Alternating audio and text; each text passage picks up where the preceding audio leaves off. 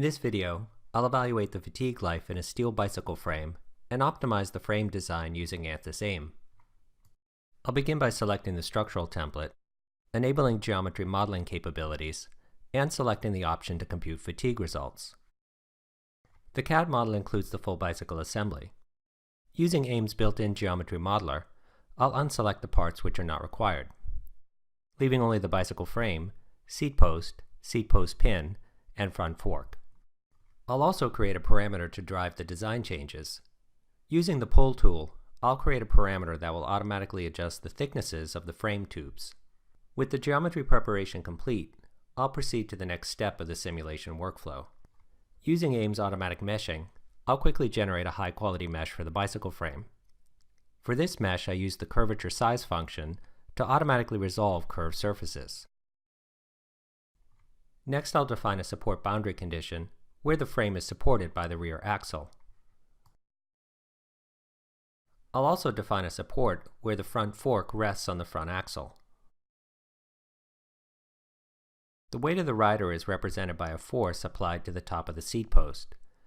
Per an industry standard fatigue test, I'll apply a downward force of 1400 newtons. AIM's automatic contact interface generator makes it easy to account for the interactions between the parts of the assembly. AIM automatically detects contact between the frame and the adjacent parts, as indicated by the red color. Next, I'll solve the model and review the fatigue results. First, I'll review the displacement of the frame. The deformation is automatically exaggerated for display. The results can also be animated to see how the bicycle frame deforms under the applied load. Next, I'll review the equivalent stress in the frame. The maximum stress occurs behind the seat post tube.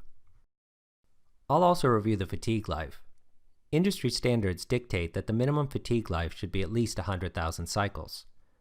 The results show that my design is well above that threshold. Therefore, I'll modify the design to reduce the weight and material costs while maintaining the minimum fatigue life. Next, I'll return to the geometry task to modify the model. I'll simply change the tube thickness parameter. I'll try a tube thickness of 1 mm.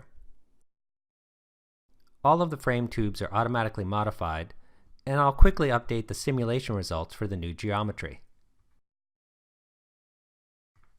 Reviewing the fatigue life, the minimum is far below the design threshold of 100,000 cycles, so reducing the tube thickness to 1 mm wouldn't be safe. I'll try a more modest reduction in the tube thickness and use 1.6 mm. Again, the geometry is easily modified, and the results are automatically updated with just a few mouse clicks.